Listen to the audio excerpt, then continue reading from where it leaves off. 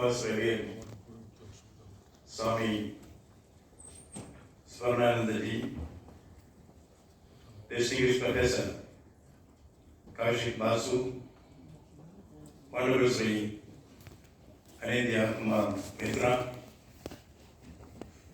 Honorable spiritual luminaries in front of the audience, in front of the dais, ladies and gentlemen, friends, Kumar Bangla, Bhai Urbanaya. I'm delighted to be here, along with these distinguished personalities, for on and off the dais.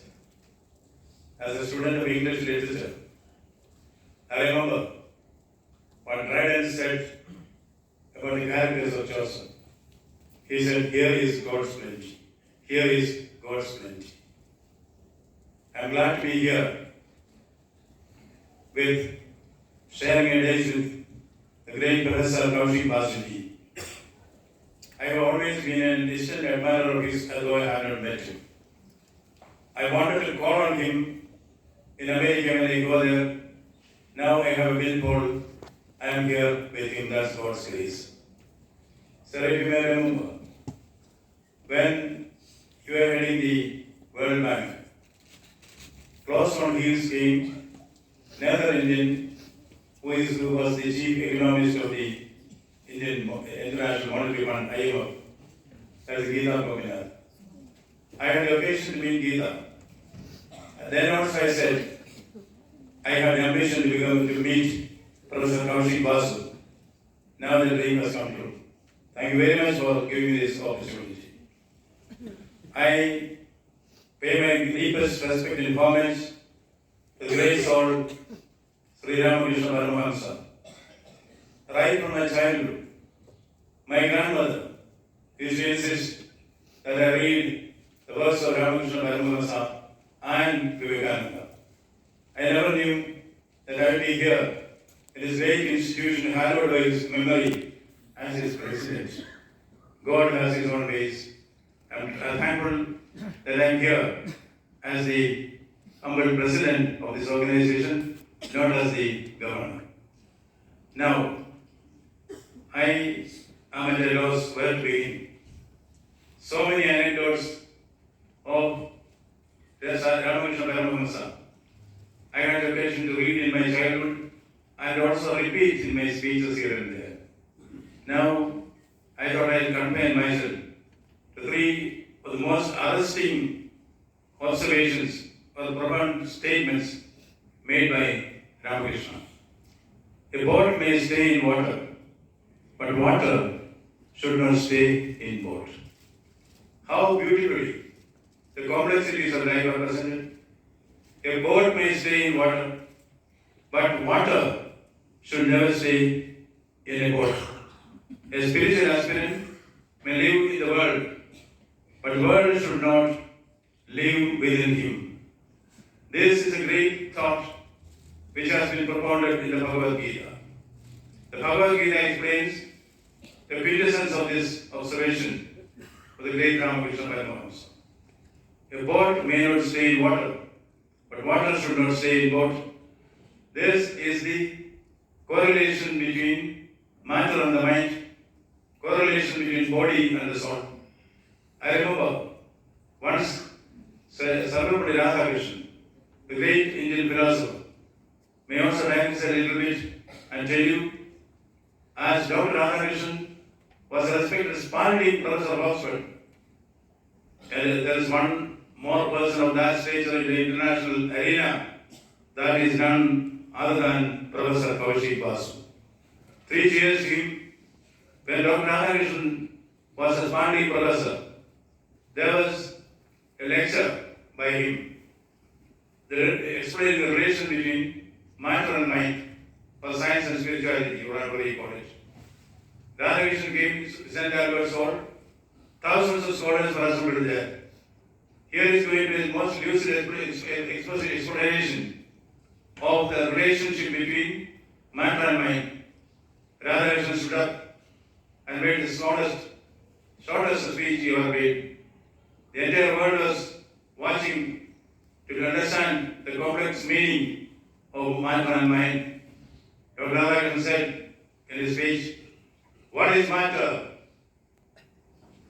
The whole world listened, stayed in rapt attention to see what is the answer. Question, what is matter? Answer, never mind. Question, what is mind? Answer, does not matter. Speech entered there. Now, this is a capsule like that, where we say infinity in an hour, hold infinity in an hour, and eternity in the palm of your hand. That is what we see in this pithy but arresting statement of Ramakrishna Paramahamsa Ji. A boat may stay in water, but water should not stay in boat. What is mind? What is body? You know, the Bhagavad Gita establishes a relation between these two in very, very simple terms. When the question was asked, yes, one thought, Om Dharma Kshetre Guru Kshetre, Savaveda Yudhisava, Mavaga Pandavastega, Kimagopada Sanjaya.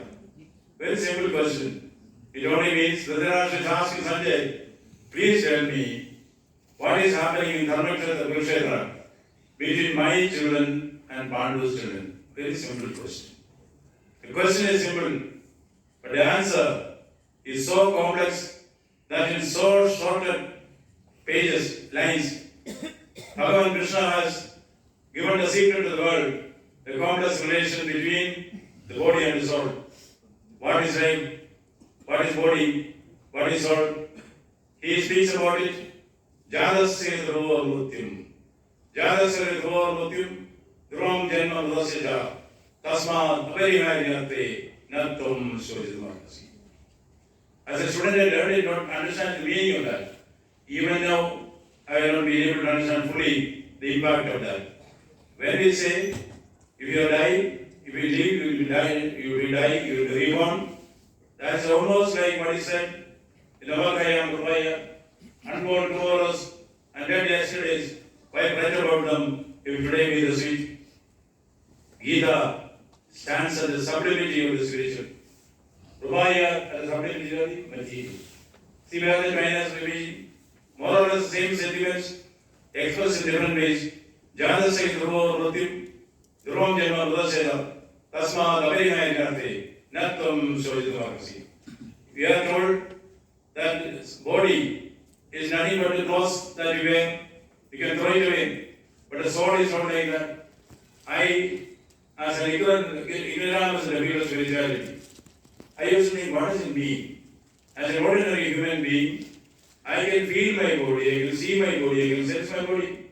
But I cannot sense my soul. My own soul I cannot touch. I haven't seen my soul. I don't understand what is soul. This complex question has been answered in very simple terms through allegory by the Lord. Nayanam Chindanti Shastrani. Nayanam Chindanti Shastrani. Nayanam Dagari Mavagava. Nachayam Pradayandyago. Nashvashayam Vaidata. The indestructibility of the soul. The destructibility of the body, indestructibility of the soul. Once you understand this, then you will understand the meaning of what Ramakrishna Paramahamsa says. A boat may stay in water, but water should not stay in boat. Meaning, a spiritual aspirant may live in the world, but the world should not live within him. I remember a poem of Gerard Emmanuel Hawkins, the Jesuit priest. He wrote about the wreck of the Deutschland. From the port of Bremen in Germany, a ship set sail. On the way there is a shipwreck. The ship is about to capsize. Those who have seen the film Titanic would know the panic that is there in a ship which is going to sink. Similar was that there in the wreck, the Deutschland, ship called Deutschland. People are running, vessels kind of up and down in the same boat, pushing each other, thinking that they will be able to overcome the forces of nature. There is panic and pell-mell everywhere. There, 5 nuns, unruffled and serene. They were going from passenger to passenger, pacifying. The poet asked, when they knew that their life is in danger. How could they do this? How could they remain so calm and quiet? That is because total supplication to God. Total supplication to God. They could achieve the total supplication. Once you leave everything to God, then what is to be afraid of? That moment, they realized in their life what Ramakrishna Paramahansa said, a boat may stay in water, but water should not stay in boat. This universal philosophy, the whole cosmos has been capsuled in this one sentence. That is our castle achieved here. And then Dr. Ramakrishna told you, he had the quintessence of the best that is there in the thought of India. The essence of Bharat was there. We have great masters like Vivekananda, Ramakrishna Paramahansa, Rabindranath Tagore, who have kept this place a safer place for others to live in. That is a great contribution which has been given by these great men who are from Bengal, who enriched not only Bengal, enriched the whole world. Then I came across another quotation of Sri Ramakrishna Paramahansa. All troubles come to an end when the ego dies. All troubles come to an end when the ego dies. Recently, the media asked me, sir, what is happening in Bengal?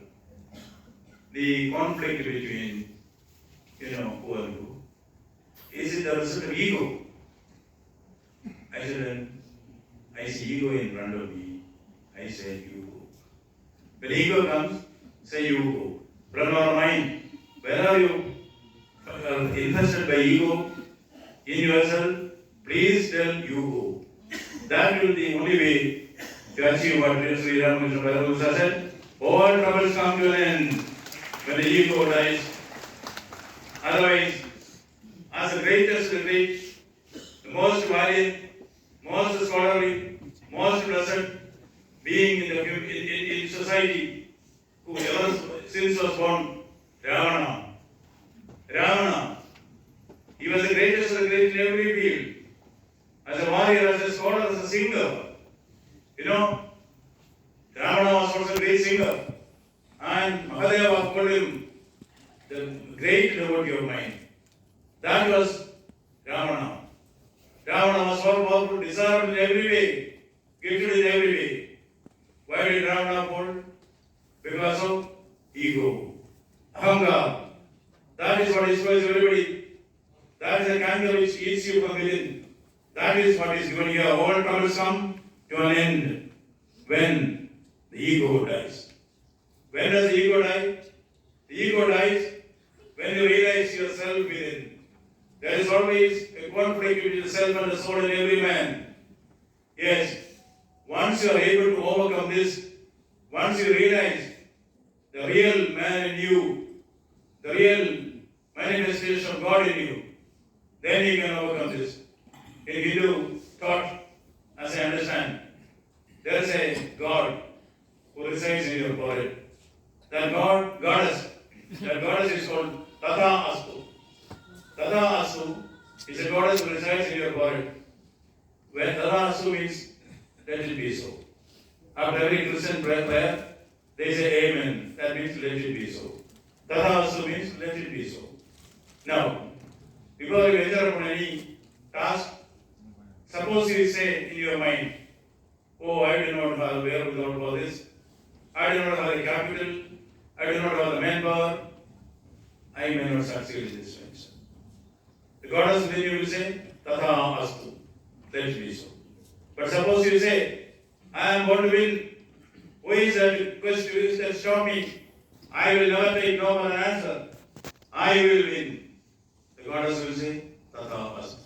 So, you are the own master. The mind. That is why they said, the mind is its own place written. The mind is its own place and in itself can make a heaven of hell for the hell of heaven, right? The mind is its own place and in itself can make a heaven of hell for the hell of heaven. according to me, my humble opinion, everything is born twice. First in the mind and then in the field. Vision should precede action, isn't it? Vision should precede action. The poet W.A. said, "Oh, the mind has mountains and chasms no man fathom. The mind has mountains and chasms no man fathom. Vision and action. Everything in the world begins with a vision. In the Bible, they say, in the beginning was the Word. And the Word was with God, the Word was God. Which means, before the creation took place, it was not in the mind and vision of God what man should be, what day and night should be. When God said, the book of Genesis, God said, "Let there be light," and light there was. And the human beings are all created in the image of God. First there is a vision, then there is action. Look at the great revolutions of the world, the American Revolution, the French Revolution, the Russian Revolution. The most important, latest of the great revolutions of the world. India's freedom struggle, all started as a vision in the mind of one man or a group of men. Isn't it?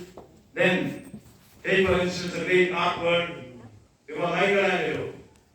Take his brush in paint before drawing the beautiful frescoes in Sistine Chapel, the day of the judgment.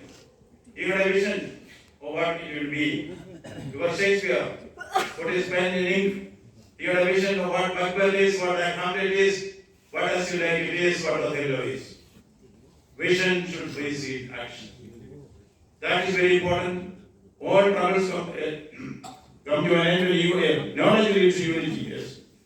When we say these great men, Vivekananda or Sri Ramakrishna, made these profound statements, in their mind, they have traversed through all these places. In Coleridge's Biographia Literaria, he speaks about imagination, three types of imagination: primary imagination, secondary imagination, and exemplastic imagination. Primary imagination, people like me also have. Secondary imagination, of course, the great poets have. Exemplastic imagination, that is what only Sri Ramakrishna and Vivekananda and our Tagore had. When one has this exemplastic imagination guiding you, what happens is, what Coleridge himself has written in his dream poem, the Kubla Khan. In a dream, the poem came. When he wrote it, in his dream itself, the whole poem was composed. Yes, in Xanadu in Kubla Khan, a stately pleasure sacred, where all the sacred river ran through caverns, measureless men, down to the sunless sea. When in exemplastic imagination sublimity, he on honeydew has fed and drank the milk of paradise. Visionaries like Vivekananda and Ramakrishna, they are the ones who, they on honeydew have fed and drank the milk of paradise. That is sublimity. When it happens in you, that is the change that happens there also. Let us not forget that any of these statements made by these great men are the quintessence of wisdom, knowledge. They may act as a drop in the world of knowledge, but a drop is very important. Kapil Das has said, when a drop falls in the ocean, that drop melts into the ocean. But you do not know, ocean also merges into the drop. That is the beauty of nature. Everything is intertwined. There is nothing small or big. The unity of brotherhood of life. That is what is underscored by great sages and missionaries like Sri Ramakrishna, Sri Aurobindo, and of course Vivekananda. Now I don't want to extend my speech. Knowledge leads to unity, but ignorance is diversity. This is a profound statement of observation made by Sri Ramakrishna Paramahamsa. What does it mean? Knowledge leads to unity, but ignorance to diversity. This religious fanaticism, fashionable views, everything in the name of God, that is because of ignorance. Once the knowledge comes, all religions are the same. They flow in different directions and the rivers finally end in the ocean. That is the ocean of unity. But we perceive only diversity, but not see the unity within diversity. I did not want to lengthen my speech about the King of Ujjain. The King of Ujjain is in his deathbed. The ministers say it is time for the coronation of the prince. But the king from his deathbed said, no, he is not fit enough to be the king. Then everybody else asked. The king said, let him go out of the palace. Live with the common man. Learn from the man, come back. The prince dutifully went out and lived with the common man. He understood how they think, how they feel, how they react, what are their priorities, what are their problems. Then he came back and told all that he learned.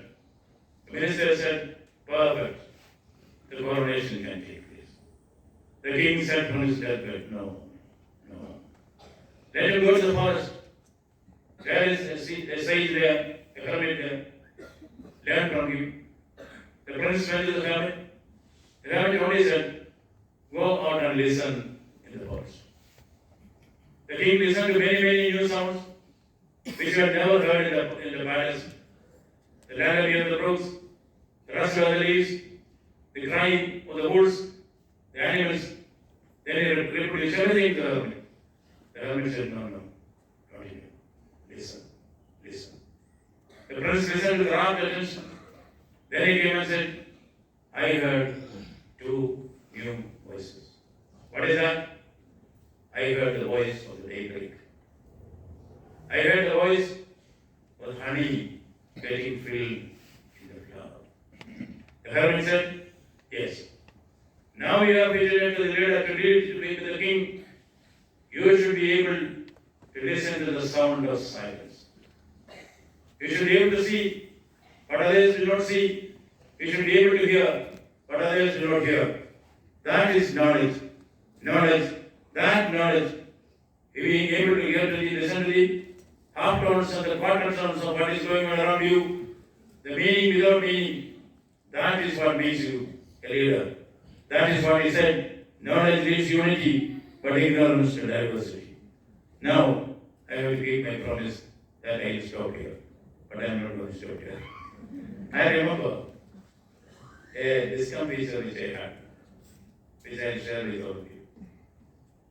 I was district collector, as district magistrate of a district called Kollam in Kerala. There, an international interfaith conflict was organized by a great organization for about 1 week. Almost like Chicago conference of attended by you.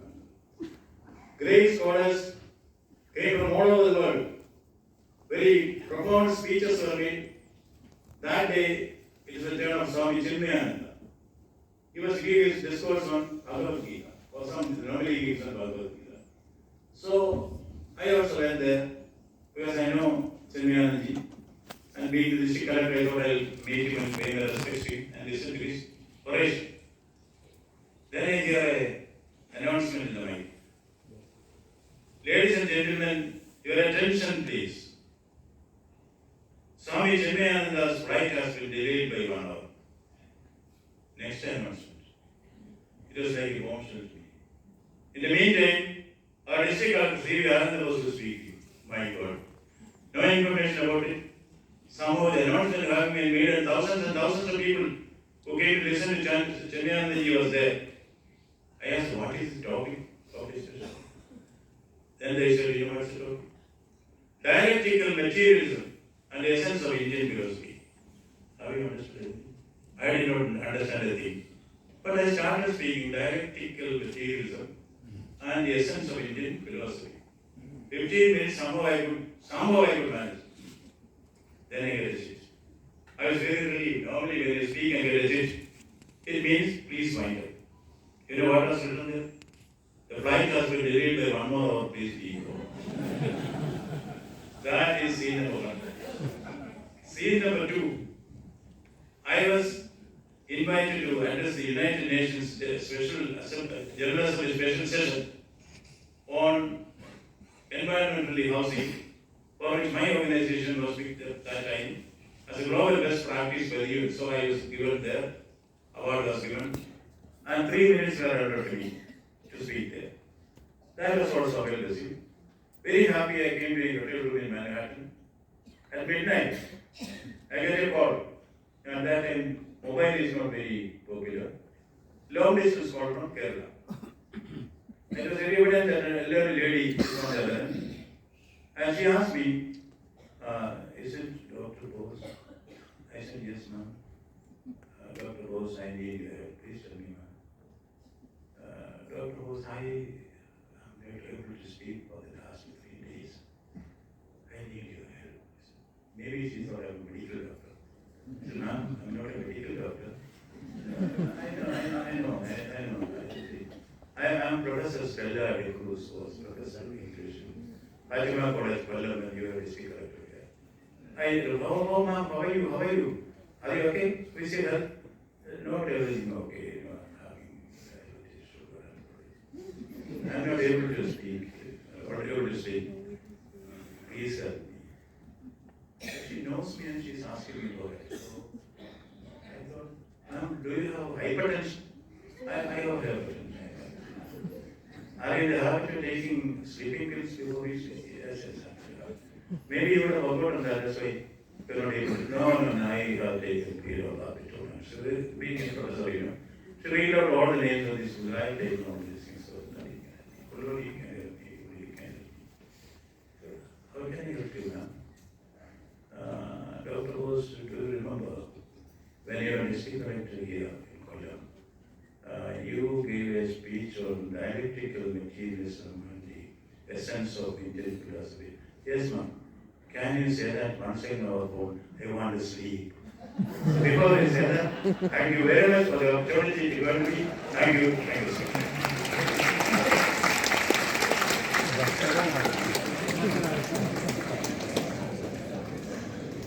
But sir, the audience is extremely grateful to you for your spellbinding talk. You fluently quoted from literature, philosophy, religious texts. And we are really grateful to you for your talk that was intellectually so stimulating and spiritually